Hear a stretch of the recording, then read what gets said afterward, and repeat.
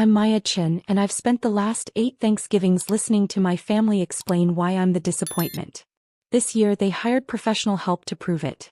What they got instead was a front row seat to their own destruction. If you've ever been the family scapegoat, hit that like button and subscribe right now. You're not going to want to miss what happened next. My older brother Derek was the golden child from birth. Captain of the football team, business degree from Stanford, married to Jennifer, a woman whose entire personality revolved around Instagram aesthetics and country club memberships. They had 2 perfect children whose photos dominated every family gathering. I was the weird one. The quiet kid who preferred coding to cheerleading, who skipped family vacations to attend programming camps, who chose a state school over an Ivy because I'd already started my first company during high school. My parents never understood why I turned down their offer to pay for a prestigious university. They saw it as throwing away opportunity. I saw it as maintaining independence they couldn't later use as leverage. By 23, I'd sold that first startup for $8 million. I told no one. I enrolled in an MBA program online, lived in a modest apartment, and started building something bigger. My family assumed I was struggling, working some entry-level tech job, barely making rent. I never corrected them. Maya's going through her phase, Mom would say at family dinners, her voice dripping with concern that felt more like judgment. She'll figure out real life eventually. Derek loved it. Every family gathering became his stage. I just closed a $2 million deal, he'd announce, waiting for applause. Jennifer and I are looking at houses in Montecito. You know where Oprah lives. That's wonderful, honey, Mom would gush. Then she'd turn to me. And Maya, how's that little tech thing going? Fine, I'd say. Always just fine. What they didn't know, I was building data-secure solutions, an AI-powered cybersecurity platform. We'd landed contracts with 3 Fortune 500 companies. Our valuation had hit $140 million. Forbes had interviewed me for their 30 under 30 list, but I'd requested they delay publication. I wasn't ready for my family to know. Why? Because I needed to see who they really were when they thought I had nothing. My grandmother Rose had died 2 years earlier. Before she passed, she'd pulled me aside at the hospital. I'm leaving you something, Maya. Don't tell them. They'll try to take it. She'd left me $2.3 million and a letter explaining why. You're the only one who never asked me for money. The only one who visited because you wanted to, not because you needed something. The rest of them are vultures. She wasn't wrong. Within a week of her death, Derek was calling lawyers about contesting the will. When he discovered the bulk had gone to me, he went nuclear. She must have manipulated Grandma, he shouted at the family meeting. Maya's been playing poor to gain sympathy. Mom nodded eagerly. We should investigate this. It's not normal for someone to hide money. I'd smiled. Grandma left me what she wanted to leave me. The will is ironclad. That's when I became the family villain. Not the successful sibling.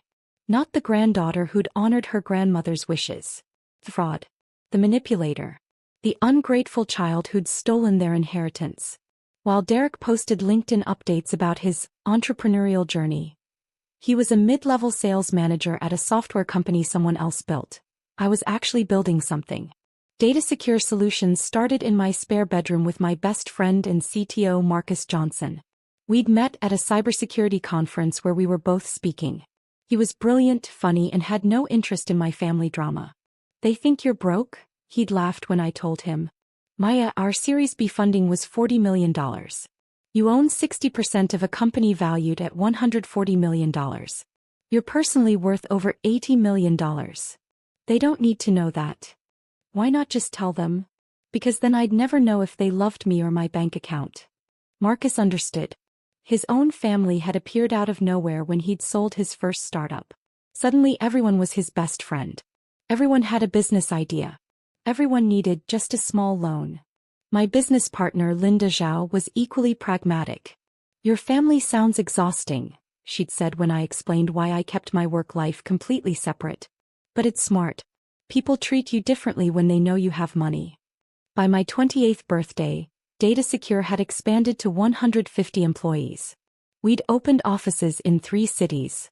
Our client list included banks, hospitals, and government contractors. I'd personally consulted for companies whose names I couldn't disclose due to NDAs. I'd been invited to speak at international conferences, always declining media coverage. I lived in a nice but not ostentatious condo. I drove a 3-year-old Honda Civic. I wore jeans and hoodies to family gatherings. I never talked about work beyond vague references to tech stuff. Meanwhile, Derek's performance continued.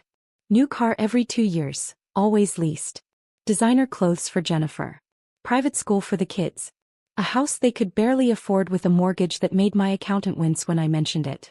How do they manage it? Marcus asked once. I think they're drowning in debt, I said. But they look successful and that's what matters to them. What I didn't know, they weren't just drowning. They were stealing. The year I turned 30, everything accelerated. In March, Forbes published the 30 Under 30 article despite my previous request to hold it. They'd waited 2 years. Apparently that was their limit. The article mentioned DataSecure's valuation but didn't include my photo at my request. Just my name. My family never read Forbes. In July, DataSecure received a $20 million contract from the Department of Defense. We were going to secure communications infrastructure for 3 military bases. It was classified work, career-defining, the kind of achievement that would cement our position as an industry leader. I told my family I'd gotten a promotion at work. That's nice, dear, Mom had said, barely looking up from her phone where she was liking photos of Derek's vacation in Tuscany. In September, my Uncle John called. He was my father's brother, always friendly, always interested in my life in a way my parents weren't. Maya, honey, I need to ask you something sensitive. Sure, Uncle John. Have you thought about estate planning? You're 30 now. You should have a will, power of attorney, that sort of thing. Seemed caring. Thoughtful even. I should have known better. I have a lawyer handling that, I said. But thank you. Who's your lawyer? I just want to make sure you're working with someone reputable. Warning bells. Quiet but present. Uncle John, why do you need to know who my lawyer is? I'm just looking out for you. Your family. I declined to share the information. He'd seemed annoyed. Within a week, 3 more relatives had called with similar questions. And Sarah wanted to know where I banked. Cousin Michelle asked about my investments. Mom wanted to know if I'd considered life insurance and could she be listed as a beneficiary? The circling had begun. Then came October and the family meeting that changed everything. Mom called, her voice crisp and businesslike. Family dinner at our house.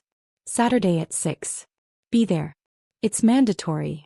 I almost laughed. I was the CEO of a company worth $140 million, and my mother was issuing mandatory dinner summons. But I went. Because I was curious. Because some part of me still hoped they might surprise me.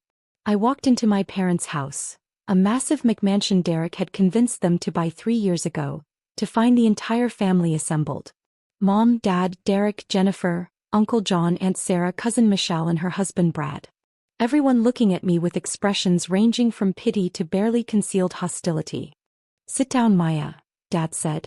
He'd never been the warm parent, but his coldness that night was glacial. I sat. Derek leaned forward, his expression what he probably thought was concerned but looked more smug. Maya, we need to talk about Grandma Rose's money. That was settled 2 years ago. We don't think it was settled fairly, Jennifer interjected. She had a wine glass in hand already half empty. We think you manipulated an elderly woman. The will was clear. Multiple lawyers reviewed it. We've been watching you, Mom said. Living in that shabby apartment, driving that old car. Where's the money, Maya? What did you do with it? I felt the trap closing. I invested it. Invested it where? Uncle John demanded. We've been asking around. Nobody knows anything about your finances. You're hiding something. My finances are my business. Not when they involve family money. Aunt Sarah's voice had reached a shrill pitch. Rose's money should have been split equally. You've been lying about being poor to avoid sharing. Derek pulled out his phone. We hired someone. A professional investigator. He's been looking into your finances, your background, everything. We paid good money to find out the truth. My heart rate didn't change. My expression didn't flicker. Because I knew something they didn't. I'd built my company on securing data. I knew exactly how to protect my own. Any investigator worth his fee would find exactly what I allowed him to find. And quite possibly more than my family wanted anyone to find. You hired an investigator, I repeated. To investigate me. To prove you're lying. Mom's hands trembled with righteous anger. You've been playing us for fools. Living like a pauper while hiding millions. And when he proves it, Derek said, you're going to split that money with the family. The way it should have been done originally. I nodded slowly. And if the investigator doesn't find what you think he'll find? He will, Jennifer said confidently. We paid top money. He's the best. When do I meet this investigator? Thanksgiving, Dad announced. We're having him present his findings at Thanksgiving dinner. In front of everyone. Public humiliation. They wanted witnesses to my downfall. They wanted everyone to see me exposed, cornered, forced to hand over what they believed I'd stolen.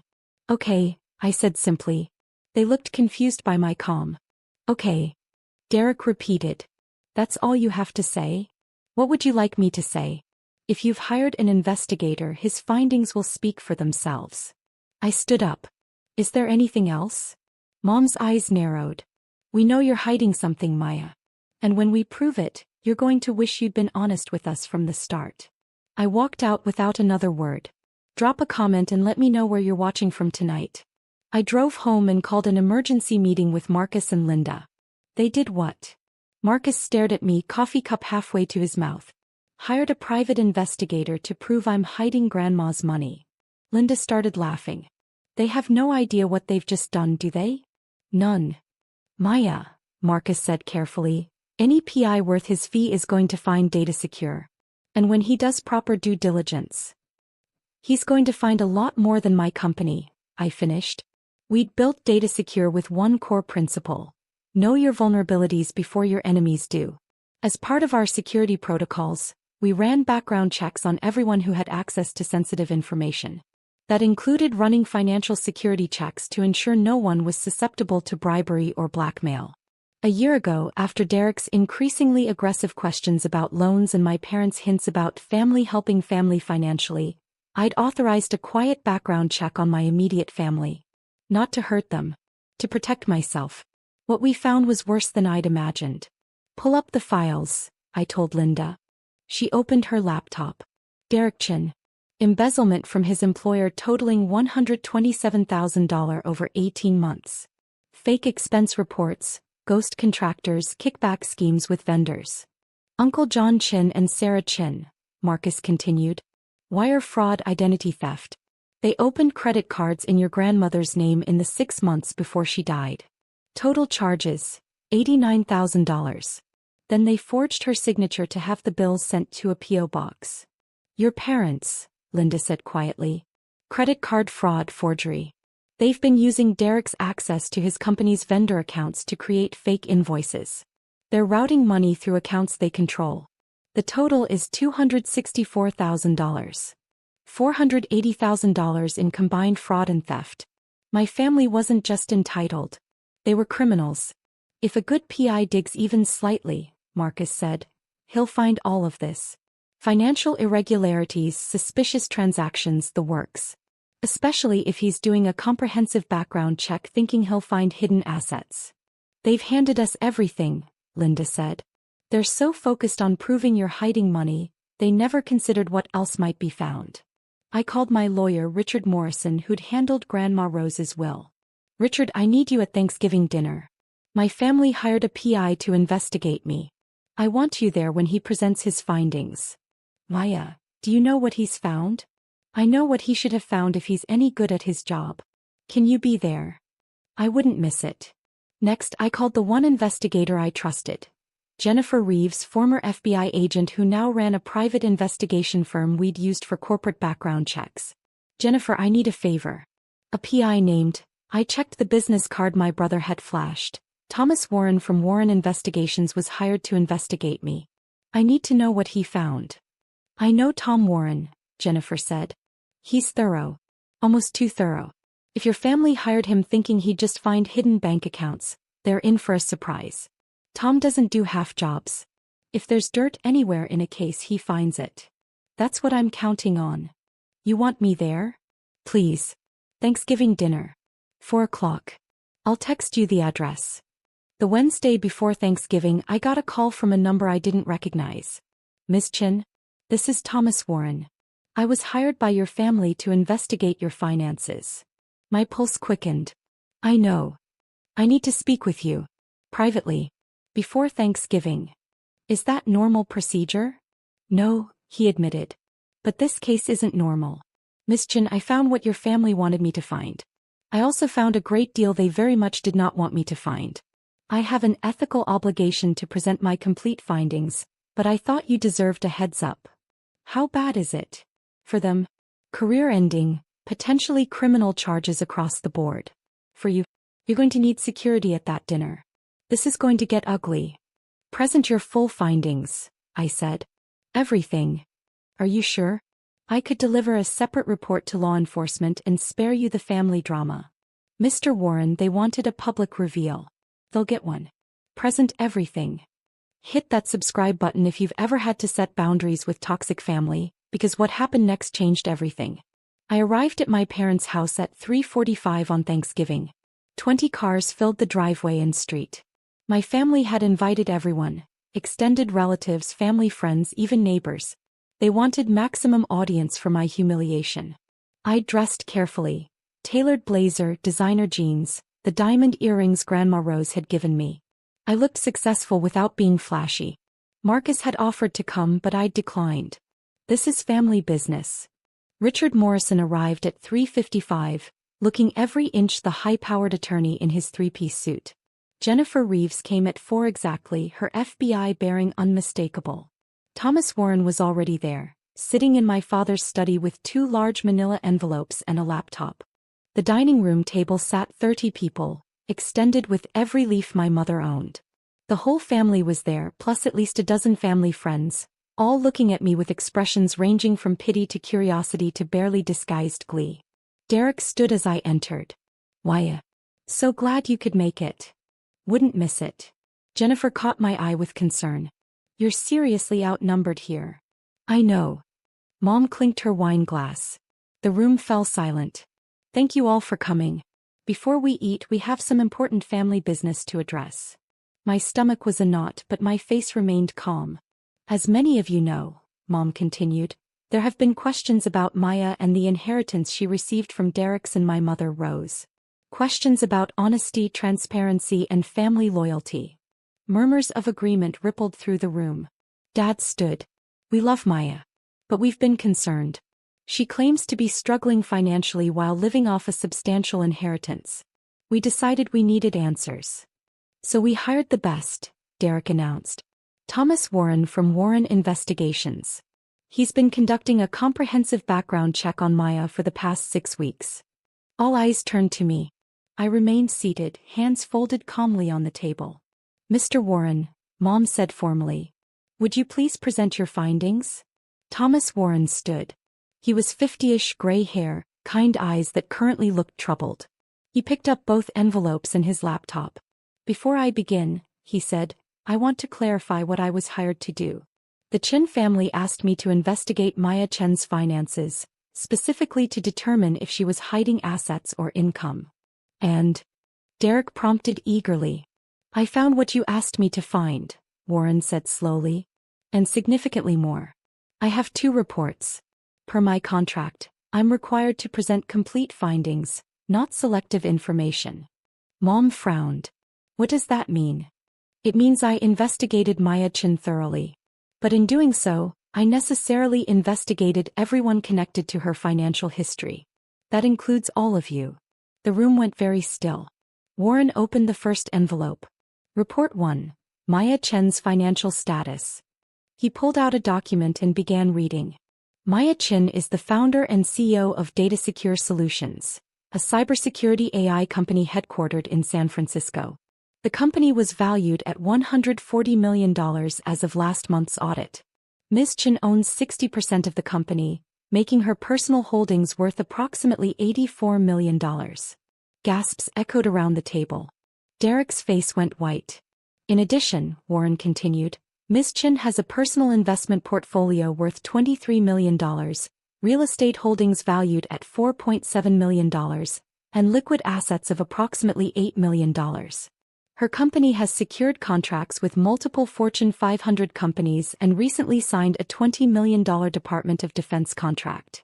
He pulled out a Forbes magazine. She was featured in Forbes 30 Under 30 2 years ago. The article was published at her request only after a 2-year embargo. He slid a folder across the table to me. Ms. Chin, your complete financial profile. Everything your family asked me to find. I didn't open it. I knew what was inside. Mom's voice shook. You've been lying to us for years? I never lied, I said calmly. I told you I worked in tech. I said I was doing fine. Everything I told you was true. I just didn't specify how fine I was doing. You let us think you were struggling. Jennifer shrieked. You assumed I was struggling, I corrected. I lived modestly. I drive an old car. I dress simply. Those were my choices. I never asked you for money. I never complained about finances. You made assumptions. Derek slammed his hand on the table. You hid this from us. Your own family. Yes, I said simply. I did. Why? Dad demanded. Because I wanted to know if you'd love me without my money. And now I know the answer. Warren cleared his throat. If I may continue, there's a second report. The room had erupted in angry muttering. Uncle John stood up. This is unbelievable.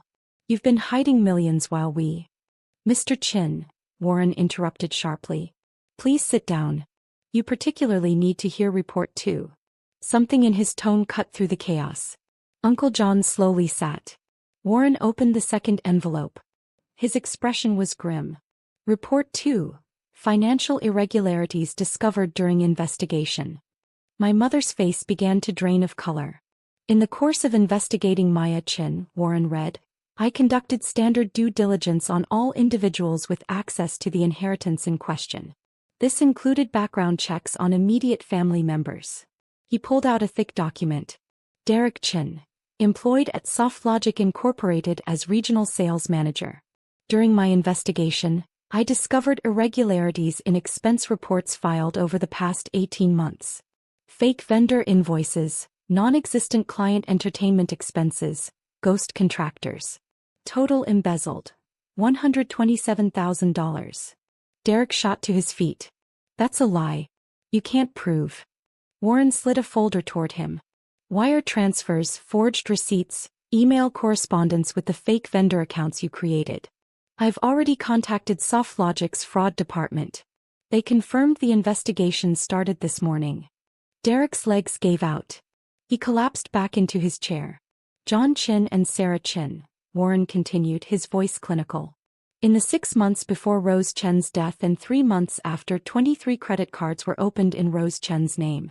Charges totaling $89,000 were made on these cards. The bills were sent to a P.O. box registered to Sarah Chin. This constitutes identity theft, fraud, and elder abuse. Aunt Sarah started screaming. She was going to leave us money. We needed. You stole from a dying woman, Warren said flatly. He slid another folder across the table. Every application, every forged signature, every bill. The U.S. Postal Inspector will be receiving this file on Monday. Uncle John was backing away from the table, shaking his head violently. Wait, Mom said, her voice strangled. Wait, there's more. Warren looked at my parents. For a moment I saw something like pity cross his face. Robert and Linda Chin, he said quietly. This is the most extensive. Working with Derek's access to SoftLogic's vendor management system, you created multiple shell companies. Fake invoices were submitted, payments authorized by Derek, and funds routed to accounts you control. The scheme has been operating for 3 years. Total fraud, $264,000. Mom's wine glass slipped from her hand and shattered on the floor. No one moved to clean it. Additionally, Warren said, there's evidence of tax fraud, falsified loan applications, and insurance fraud related to a car accident claim from 2022. He stacked all the folders neatly. Combined, the Chin family, excluding Maya, has committed financial crimes totaling approximately $480,000. I've documented everything. Emails, bank records, forged documents, wire transfers. It's comprehensive. The room was absolutely silent except for Aunt Sarah's sobbing. Jennifer stood up from the back of the room. She pulled out her badge. Jennifer Reeves, former FBI, currently private investigator. I've been consulting on this case. Mr. Warren's findings have been verified and will be turned over to appropriate law enforcement agencies. Federal charges are likely given the scope. Richard Morrison stood next. Richard Morrison, attorney. I represented Rose Chin when she drafted her will. I'm now representing Maya Chin.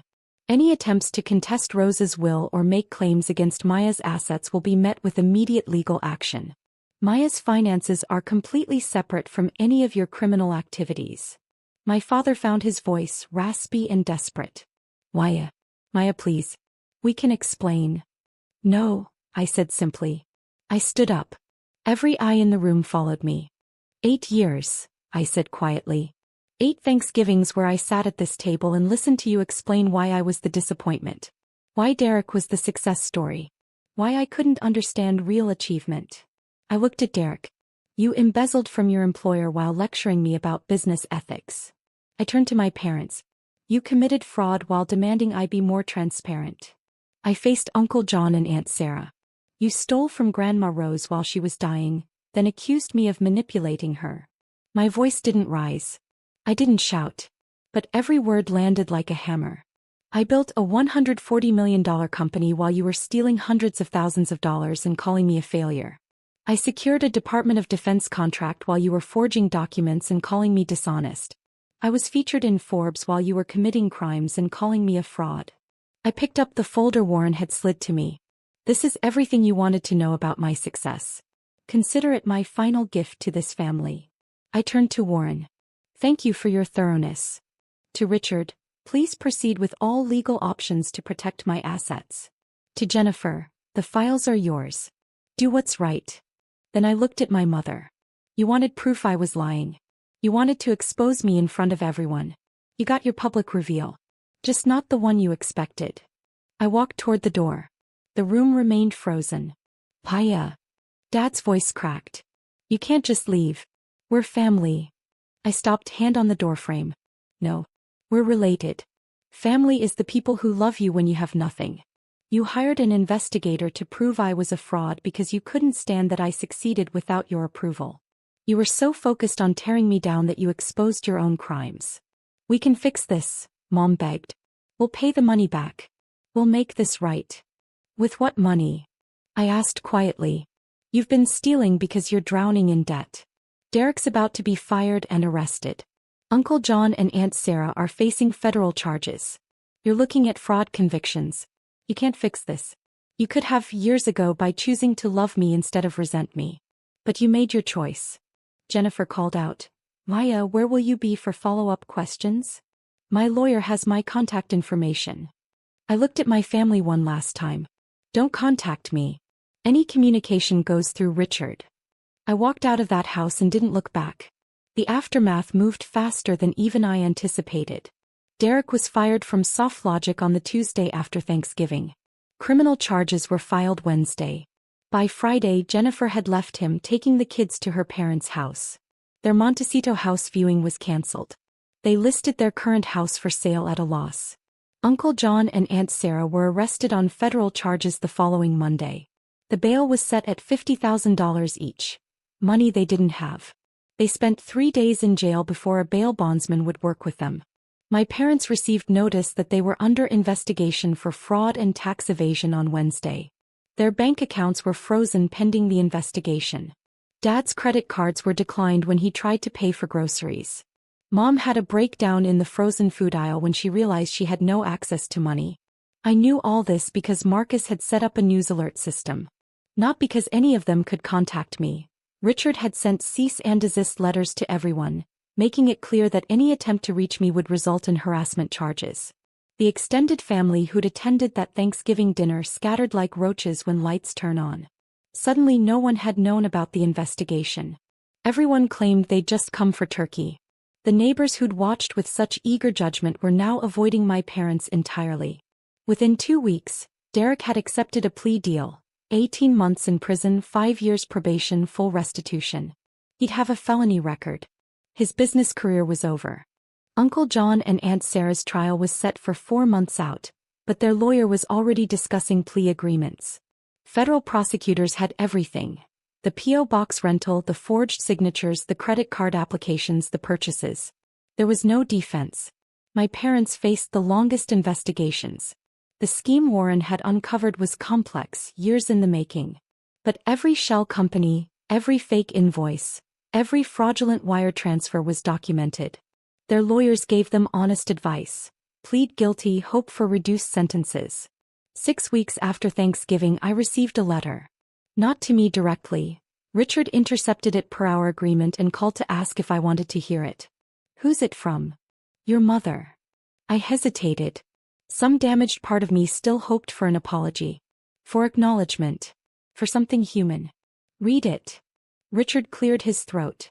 Maya, I know you won't talk to us, but I'm writing to beg you to reconsider. We're losing everything. The house is in foreclosure. We have no money. Your father can't work while under investigation. We need help. I know we made mistakes, but we're family. Family helps each other. Please reconsider. We could lose everything. Love, Mom. The letter was about money. Even now it was about money. Richard, draft a response. Tell her I did reconsider. For 8 years, I reconsidered every time I sat at their table being called a failure. Every time Derek announced his success while I stayed quiet. Every time they demanded I be transparent while they were committing crimes. I reconsidered constantly. My answer is no. Why? They're not losing everything because I won't help. They're losing everything because they stole nearly $500,000 while calling me dishonest. Natural consequences aren't cruelty.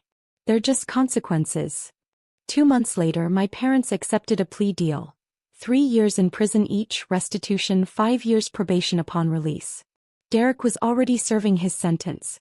Uncle John and Aunt Sarah got 2 years each. The family shattered completely. Cousin Michelle stopped speaking to everyone. Family friends distanced themselves. The few relatives who'd been kind to me over the years reached out quietly, apologizing for not seeing what was happening. I accepted those apologies. Because they'd never participated.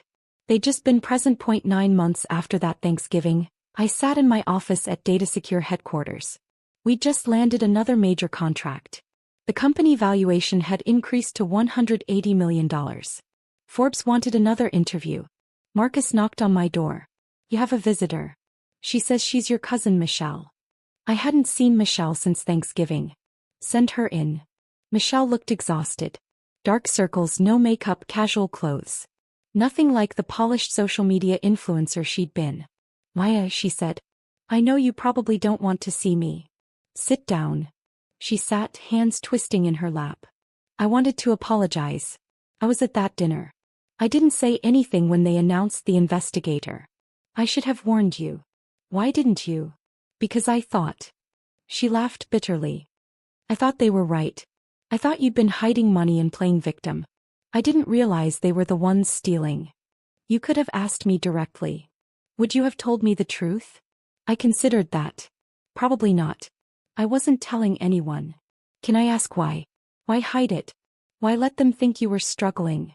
I'd been asked this question a dozen times by Marcus, by Linda, by my therapist. I'd refined the answer. Because I needed to know if they'd love me without my success. I needed to know if I mattered beyond what I could provide. And I got my answer. Michelle nodded slowly. They called me last week. From prison. Collect calls. They wanted me to convince you to help them. What did you say? I said no. I said they did this to themselves. She looked up, tears in her eyes. Maya, I lost my whole family over this.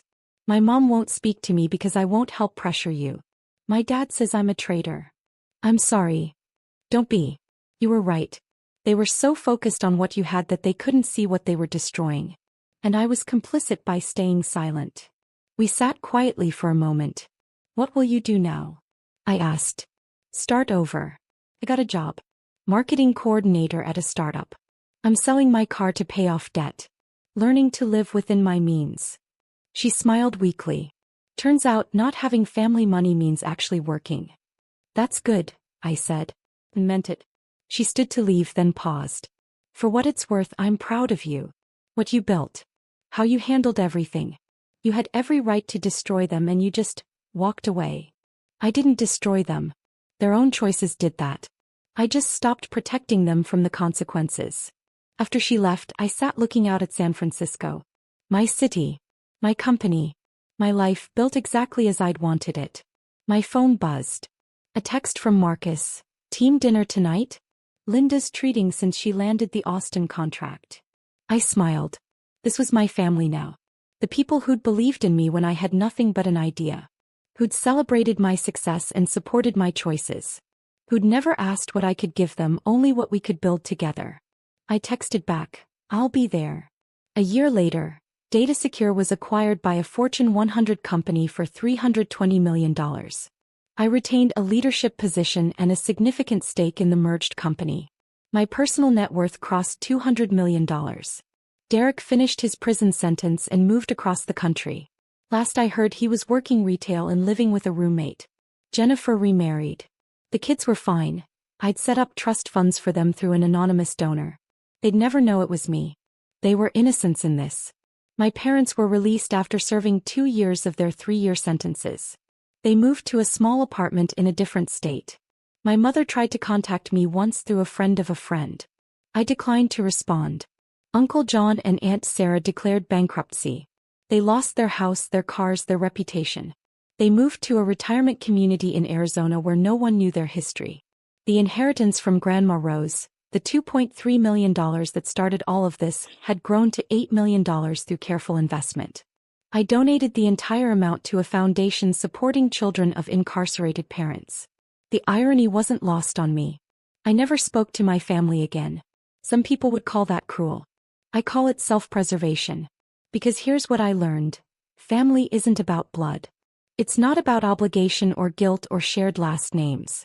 Family is the people who love you when you're struggling, not just when you're successful. Family is the people who celebrate your victories instead of trying to tear you down. Family is chosen, not assigned. My family is Marcus and Linda and the team we built together. My family is the mentor who saw potential in a quiet kid with big ideas. My family is the memory of Grandma Rose, who loved me enough to protect me from the others. My biological family chose greed over love. They chose resentment over pride. They chose to commit crimes rather than build their own success. Those were their choices. I chose to walk away. That was mine. And I've never regretted it for a single second. If you've ever had to walk away from toxic family to save yourself, tell me your story in the comments. Does any of this feel familiar? What would you have done in my situation?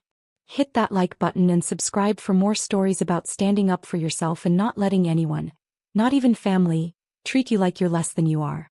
Because you're not the family disappointment. You never were. Sometimes you're just the only one strong enough to break the cycle.